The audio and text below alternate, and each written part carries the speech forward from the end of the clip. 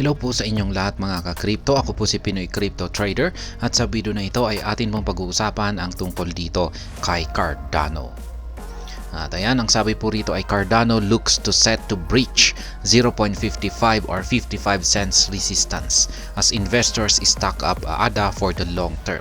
Kaya ayan, mukhang si Cardano raw ay malapit na po niyang basagin ang kanyang 0.55 na resistance level. At ayan, kasabay nito ay yung mga investors ay bumibili ng napakaraming amount ng ADA tokens or Cardano. At ito ay kanilang binibili or nag-accumulate po sila para i-hold po nila ito ng long term. Ibig pong sabihin ay pangmatagalan po nilang i-hold ito. Kaya yan, mukhang maganda po yung mga nakikita natin na mga metrics ngayon dito kay Cardano. Kaya mukhang aakyat nga siya dulot ng mga investors na ito. Yan, patuloy lamang sa pag-i-invest ng ADA at yung kanilang balak na i-long term hold ito. Kaya yan, bago po tayo magpatuloy ay nais ko lamang po munang bigyang linaw ang aking disclaimer kung saan ang nilalaman po ng video na ito ay hindi po ito isang financial advice. For education and information purposes lamang po ang layunin nito. Maliban po dito ay nais ko na rin pong magbigay babala na wala pong kahit anumang group chat ang Pinoy Crypto Trader. Ayan, sabi po rito ay Cardano could embark on a massive rally in the short term as the token looks set to breach 0.55 resistance level. Kaya ayan, mukhang nalalapit na raw po ang isang malaking pagsabog ng market price ni Cardano. Ayan. At sapagkat mukhang sinusubukan po niyang basagin ang 0.55 resistance level na ito. Sa mga hindi po nakakaalam ay kung pag nabasag po kasi ang resistance, ayan, nagkaroon ng breakout, ay isa po itong ito po ay nagbibigay ng bullish signal kung saan ay magpapatuloy po ito sa kanyang pag-angat sa presyo. At yan po yung parang mangyayari dito kay Cardano kung sakaling nabasag niya ang 0.55 na kanyang resistance level. Despite ending 2023 on higher grounds, Cardano's performance this year has been disappointing. The 8th largest cryptocurrency by market capitalization has almost lost most of its gains in fourth quarter of 2023. Kaya yan, maganda raw po yung pinakita ni Cardano sa kanyang performance nitong nakalipas na taong 2023. Sa kanyang fourth quarter po yan. Yan yung kanyang yung pagtatapos po ng taong 2023 ay dyan po siya nagpakita ng magandang performance. Ngunit nung umpisa ng taong ito, taong 2024 ay nakaka-disappoint daw po yung kanyang performance sapagkat yung kanyang market capitalization ay halos bumagsak po at yung kanyang ibinigay na gain nitong fourth quarter ng taong 2023 ay halos nawala na rin po ito. Kaya yan, data from CryptoRank shows that ADA is down by 10% year to date.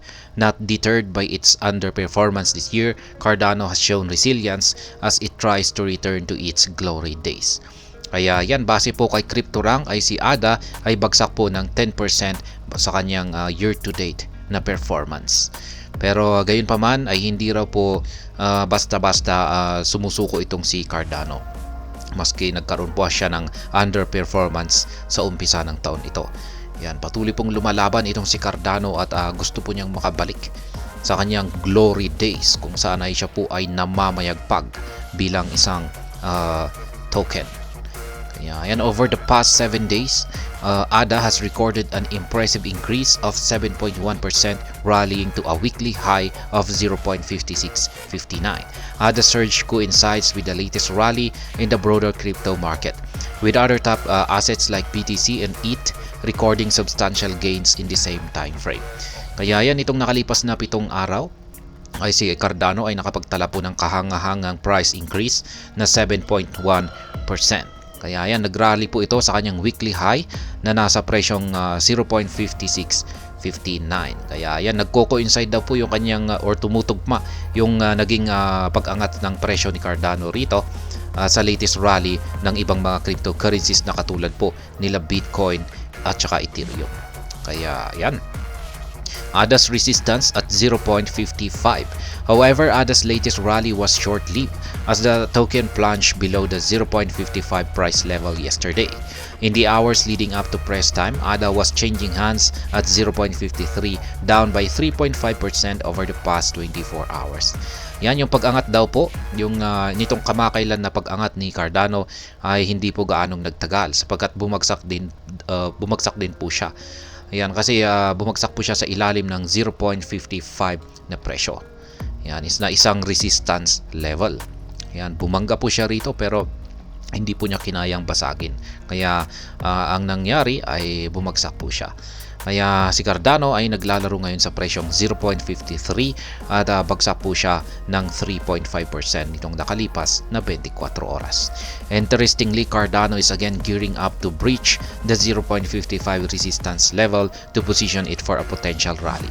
If it succeeds in flipping the 0.55 resistance, this event could pave the way for a potential rally towards 0.60, 0.70 and the elusive $1 price.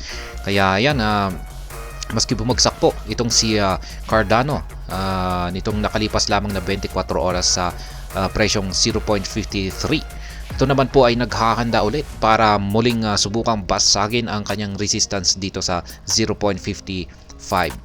Kaya yan, kung sakaling nangyari ito at nagtagumpay siya na basagin ang 0.55 na resistance level, ay dito po siya magkakaroon ng price surge at posible po siyang umangat sa presyong 0.60, 0.70 at maging ang presyong $1.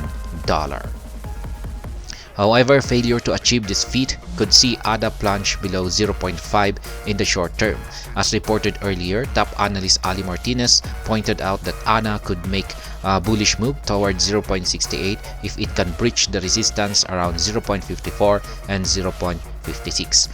Kaya yan, meron din pong isang analyst, yan, kilalang analyst, at siya po ay si Ali Martinez ang naglabas ng kanyang prediction dito kay Cardano. Isa pong bullish prediction na kung sakaling magagawa raw ni Cardano na basagin ang kanyang resistances dito sa 0.54 at saka 0.56 ay magagawang akyatin ni Cardano ang presyong 0.68.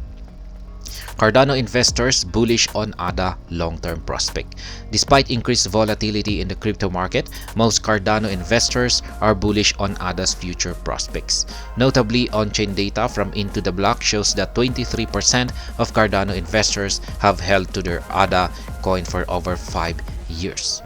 These Cardano investors hold a combine of 7.085 billion, worth $3.75 billion at the current exchange rate of 0.53.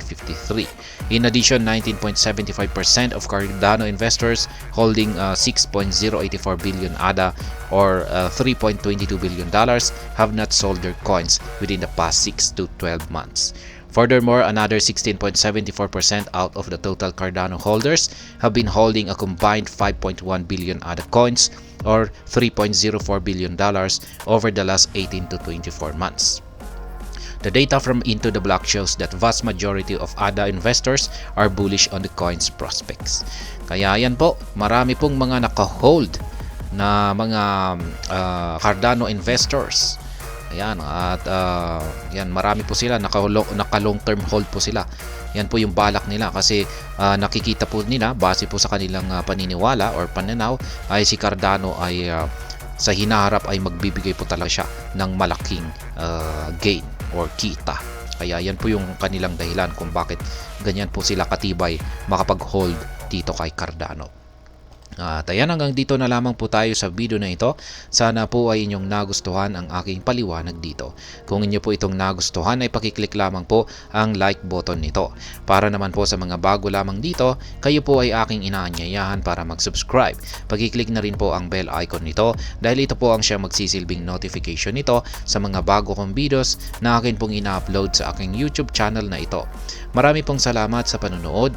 Ingat po tayo lagi at God bless po sa ating lahat.